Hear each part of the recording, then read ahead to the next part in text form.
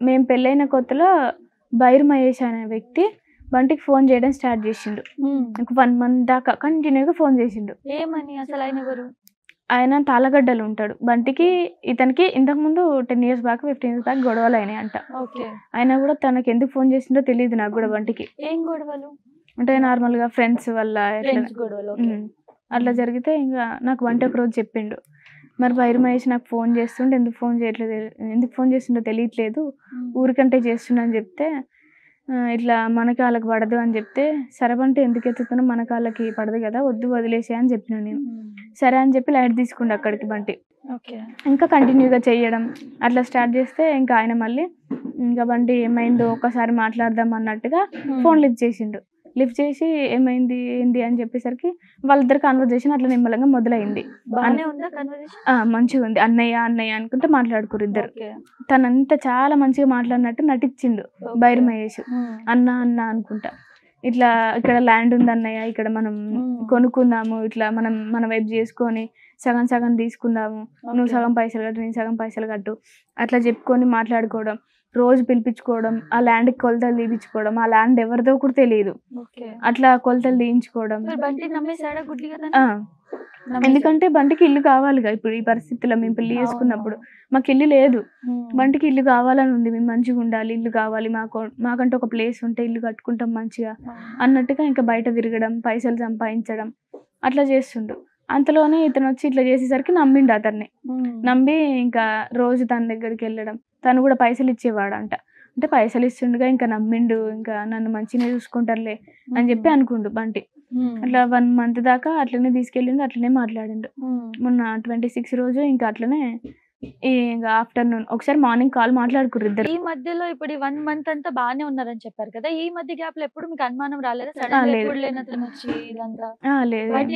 అంటే నేను ఎట్లా చెప్పినంటే బంటి మరి అతనితో అంత ఇదిగా ఉంటున్నాం, మరి సపోజ్ గా తను వెనకంగా ఏదైనా చేయగాలి మనకి ఇబ్బంది అవుతుంది కదా, ఒక్కసారి చూసుకో, మరి నువ్వు నమ్మితే నీ ఆలోచన కరెక్ట్గా ఉంటుంది ఎప్పుడైనా, నాకు తెలుసు అది అని చెప్పిన నేను.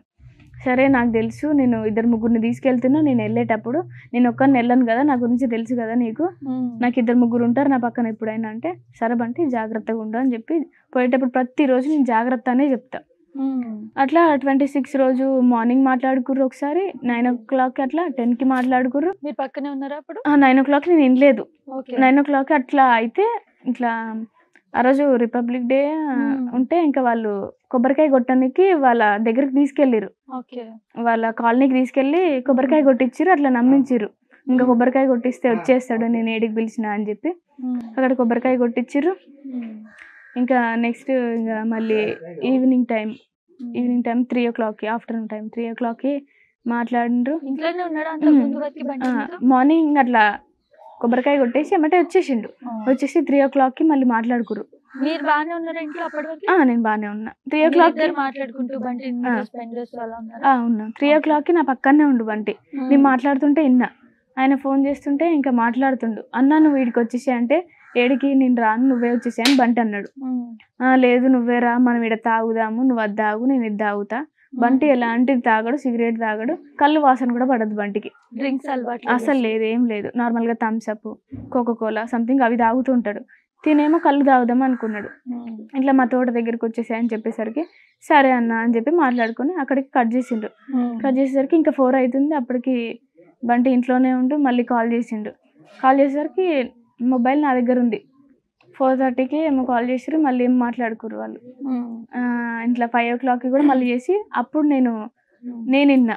అంటే ఎట్లా అంటే వినడం కాదు కానీ ఆయన ఫోన్ చేయడం నా చేతిలో ఉంది. అది నా చేతిలో ఉండేసరికి నేను అప్పుడు మా పేరెంట్స్తో మాట్లాడుతున్నా, మమ్మీతోనే మాట్లాడుతున్నా.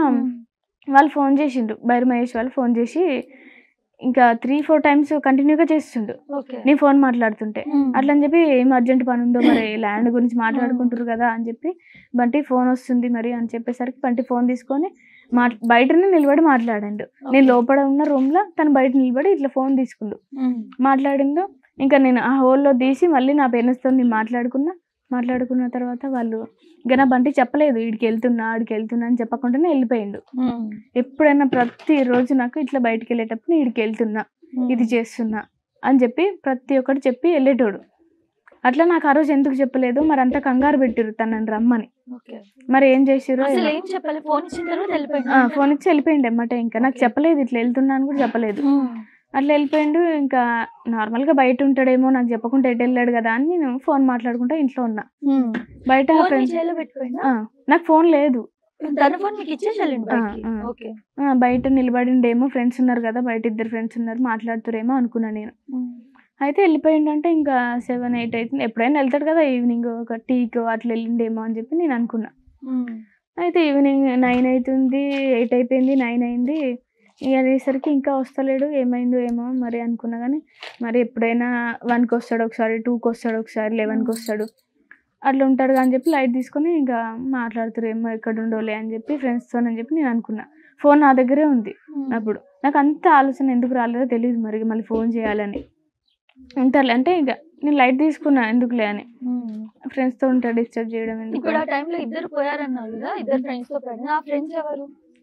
బైర్ మహేష్ ఒకడే తీసుకెళ్ళిండు, ఇంటికి వచ్చి కాదు, ఈయన బయటికి వెళ్ళినాక కొంచెం దూరం ఆయన వచ్చిండు. తర్వాత 2 కలిసి స్కూటీ మీద వెళ్ళిరట. వెళ్ళి అక్కడ తోటకాడికి వెళ్ళి ఆయన కళ్ళు తాగిండు, బంటి డ్రింక్స్ అవి తాగిండు, కూల్ డ్రింక్స్ తాగి ఆయనకి వండుకొని ఏమంటారు నాటుకోడి తీసుకొచ్చిండు బంటికి నమ్మియడానికి. ఇంటి నుంచి నాటుకోడి వండించుకొని తీసుకొని వచ్చి 3 hours 2 hours అట్లా మాట్లాడుకుర్రంట. ఇట్లా నాకు వాష్రూమ్ వస్తుంది అని చెప్పి వెళ్ళిండు. లేదు బైర్ మహేష్ వెళ్ళిండు. బంటి కూర్చొని బైర్ మహేష్ వెళ్ళిన తర్వాత బైర్ మహేష్ అక్కడ ఉండి మా అన్నయ్య వాళ్ళకి మెసేజ్ చేసిండో తెలియదు, కాల్ చేసిండో తెలియదు. వాళ్ళు ముందే ప్రిపేర్ అయ్యి ఉన్నారు, అక్కడే ఉన్నారంట వాళ్ళంతా. కానీ బంటి చూడలేదు ఆ చీకట్లో, ఏమర్థమవుతుంది ఎక్కడ దాసుకురో ఏమో. ఇంకా నమ్మిండు ఒక్కడే ఉండు కదా, ఏమైనా చేస్తే నేను తట్టుకోగలుగుతా అన్నట్టుగా ఫిక్స్ అయ్యిండు ఒక్కడే ఉండని. అట్లా ఒక 2 ముగ్గురు వచ్చినా కూడా బంటి తట్టుకోగలుగుతాడు. 7 మెంబర్ అయ్యేసరికి అట్లా అయింది. కానీ చెప్పిర్రు, ఇంకా చెప్పడం వాళ్ళు వీళ్ళు ఇంకా వాళ్ళని తీసేసారు కదా, తీసుకెళ్ళిర్రు జైలుకి. నిన్న మీడియా ముందుకు తీసుకొచ్చి మాట్లాడిర్రు, కన్ఫర్మేషన్ ఇచ్చారు మాకు. అట్లా ఇంకా మాట్లాడుకురు. 3 hours ఒప్పుకున్నారు. అసలు ఏమనిపిస్తుంది నీకు? సొంత అన్నలు, నీ తోడబుట్టిన వాళ్ళు ఎప్పుడు చెల్లె బాగుండాలని కోరుకోవాలి కదా, నిన్ను ఇలా చేసేసారు, ఇప్పుడు ఏ స్థితిలో లేకుండా చేశారు. లైఫ్ లాంగ్ నువ్వు ఇలా ఇండిపెండెంట్ గా ఉంటావా? వాళ్ళకు కూడా అట్లనే అవుతుంది కదా. ఇప్పుడు చెల్లెని చేస్తే ఇప్పుడు నా పాపం వాళ్ళకి తగులుతుంది కదా ఖచ్చితంగా. వాళ్ళకి ఆలోచన రాలేదు, మరి ఎందుకు అంత మృగాలుగా చేసిరో నాకు తెలియదు. మరి అంత చేస్తారని చెప్పి బంటి నేను అసలు ఎక్స్పెక్ట్ చేయలే. బంటి అంటాడు మేము ఒప్పుకుంటారులే, ఒక 1 year వెయిట్ చేద్దాం, మాట్లాడుకుందాం, మంచిగా ఉందాం అప్పట్లో మనం అని చెప్పి మాట్లాడుకునే వాళ్ళం మేము. ఏమైంది ఇంకా తర్వాత ఏమైంది మరి? అట్లా 3 hours మాట్లాడిన తర్వాత అతను అక్కడికి వెళ్ళి ఫోన్ చేసిండు, చెప్పేసిండు. మళ్ళీ వచ్చి కూర్చుండు, ఒక 1/2 hour మాట్లాడిండు ఏమో. సరే అన్న అని చెప్పి లేట్ అవుతుంది అని చెప్పి బంటి నేను వెళ్తాను అని చెప్పి స్కూటీ ఎక్కిండు. స్కూటీ ఎక్కుతుండు. అయితే నువ్వు తోలుతావా నేను తోలుతావా అని మాట్లాడుకురేమో. నువ్వు తోలన్నా అని చెప్పి బంటిని అన్నాడు.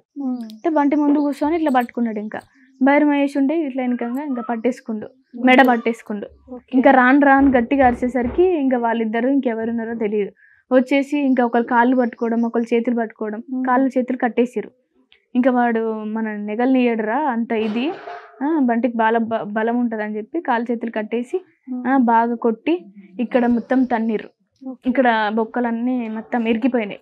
ఇక్కడ మెడ మీద తన నాలుక బయటకు వచ్చేసింది మొత్తం ఊపిరాడక. ఇట్లా తాడు పట్టి ఇట్లా గట్టిగా అనేసిర్రంట. అట్లా చేసేసరికి నాలుక బయటికి రావడం.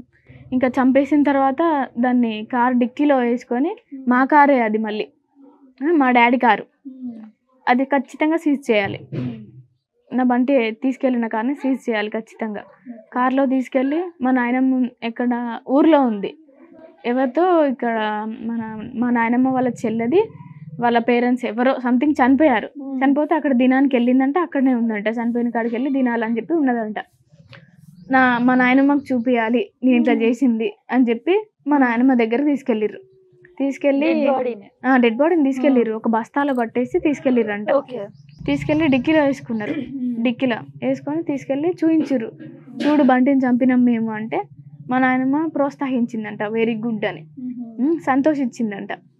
ఆ నుంచి ఇంకా మళ్ళీ నల్గొండ తీసుకెళ్ళిర్రు. నల్గొండ తీసుకెళ్ళి ఇంకెవరికో చూపించారంట, సాయి చరణ్ సంథింగ్ ఎవరో చూపించి అంటే తను ఎవరో తెలియదు నాకు కూడా, నేను ఎప్పుడు చూడలేదు. అంటే ఫస్ట్ తనకి ఎలా చెప్పారంటే, నేను నల్గొండ వచ్చిండ్రా, నాకు బాగా హెడ్ఏక్ వస్తుంది, నువ్వు ఇక్కడికి రా టాబ్లెట్స్ తీసుకొని అని చెప్పిండ్రు. సరే అని చెప్పి తను నమ్మి వచ్చేసిండు. కార్లో ఎక్కించుకుర్రా అని. ఎక్కించిన తర్వాత అరే మేము బంటిని చంపినంట, డిక్కీలు ఉన్నాడు అని చెప్పిండంట. ఆయనకు భయం వేసి టక్కున కారు దిగేసి ఉరికిండంట. తను వెళ్ళేసరికి వాళ్ళకి భయం వేసిందో ఏమైందో మరి. చంపిన తర్వాత ఎక్కడ వేయాలో ఏమేయాలని చెప్పి నల్గొండ మొత్తం తిరిగిరు, కనగల్ మొత్తం తిరిగారు. తిరిగి సూర్యాపేట పాత బస్ స్టాండ్ అన్ని తిరిగేసరికి ఇంకా ఎట్లయినా తెలుస్తుంది మనం చంపినట్టే, ఇంకా మన దగ్గరనే వేసుకుందాం, మనం అంటే వాళ్ళకి భయం ఉండాలి ఎవరికైనా అని చెప్పి పిల్లలు మరి కట్ట మీద వేసేసారు, వెళ్ళిపోయారు ఇంకా వాళ్ళు.